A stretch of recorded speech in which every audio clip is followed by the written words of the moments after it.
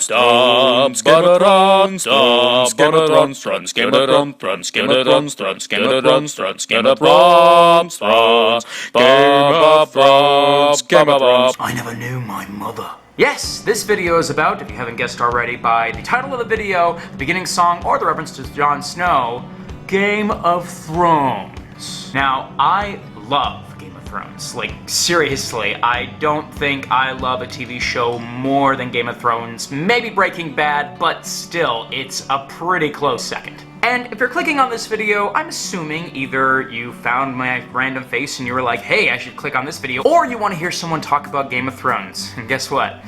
That's what I'm gonna do. What I'm going to be talking about today is my predictions for Season 6. By the way, if you're not completely caught up, like it said at the beginning of the video, don't watch further than this. Spoilers. Doctor Who, anybody?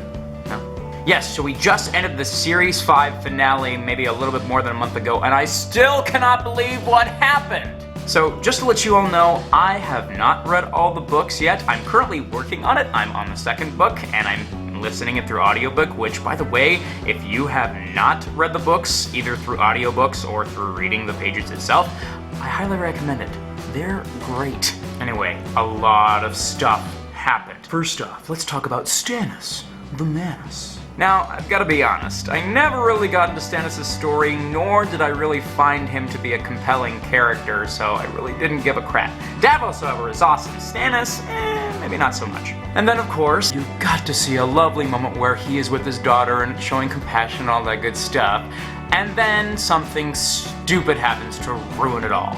Why did he have to kill his daughter? I mean, dramatically, don't get me wrong, it was awful to see, and by awful, it's kind of awesome because, you know, it's a fictional character, and all of this is not real, and yet I'm feeling all these great emotions, but still, why? Oh, man! Yes, Melisandre kills his daughter, and he just lets it happen, standing stone-faced, facing it, and then a bunch of crap happens for him. So, we see the demise of Stannis when Brienne of Tarth, one of my favorites, comes in. But the weird thing is that they didn't show Stannis actually getting killed. They showed her swinging, but then they cut away to Ramsay. Now, the reason why this is kind of an interesting thing is that maybe Stannis isn't dead. Now, I don't know what dramatically he could do in the next book, but, you know, George R.R. Martin has a great way of making characters a little different every single time and bringing them new life. So, who knows? Maybe Brienne teams up with Stannis and they have a giant party because the Boltons suck and they go in and own the place by themselves after his leg heals for a little bit. I don't know. No, but Stannis is more than likely dead. Brienne is definitely pissed that he killed Renly, and so yeah, probably gave him his comeuppance and he's gone.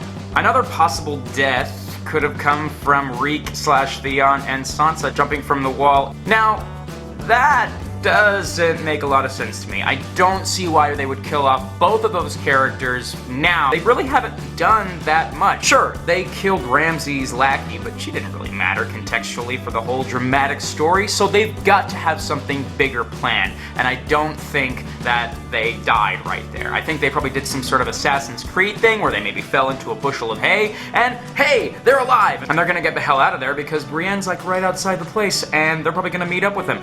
Maybe with Stannis? Who knows? And finally, we have to get to the piece de la resistance, Mr. Jon Snow. Now, it would be almost insane to kill Jon Snow off for good. I don't think it can happen. I don't. There's a lot of theories going around. He could be a direwolf, he could be revived by Melisandre, he could come back as a White Walker, all that good stuff. I actually think that he is going to be brought back by Melisandre. Why? Well, why the hell is she showing up there in the first place? I mean, yes, George R.R. Martin likes to push the fold when it comes to dramatic stories and the ways we have interpreted that, and he likes to change up the game a lot in that regard.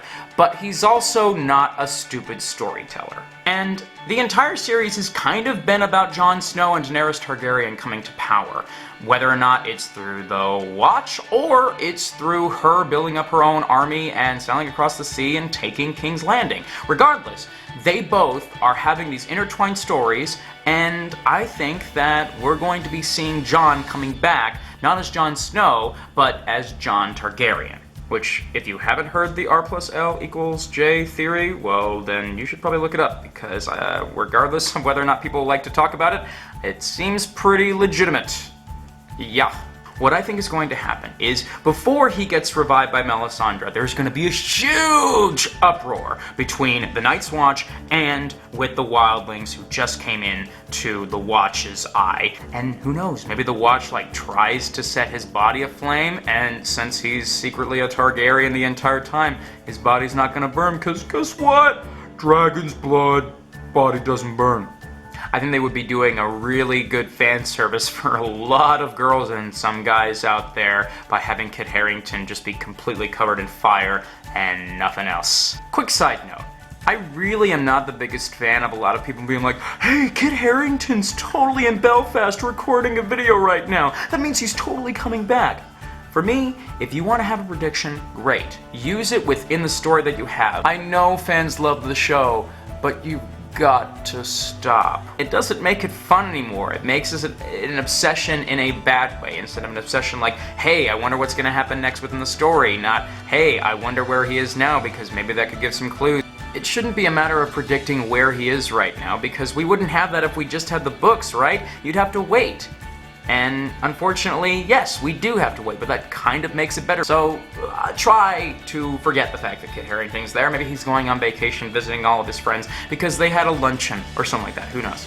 And eventually, maybe, who knows, Daenerys will come back and she'll get the Dothraki on her side, and everybody will be there, and they sail across King's Landing, and then eventually I think we're going to see a huge battle where the Iron Throne doesn't even matter anymore, because it's all gonna be about the White Walkers versus the dragons and all of that stuff. But that's all I got for now. Obviously, it's gonna be like my own predictions and all that good stuff. If you have your own predictions, please comment on the video and let me know what you think. Whether you agree with me, whether you disagree with me, that's totally fine. We all have our predictions, we all have our opinions, and we all have perhaps different knowledge bases that might make to a greater discussion and potentially greater answers because of that. On top of that, I want to know your favorite characters in Game of Thrones. For me, my favorite 3 are Tyrion, because obviously I think he's everybody's favorite. Then Brienne, because she's super honorable and yet in some ways still naive and yet kind of a badass all together in one person, and she's amazing.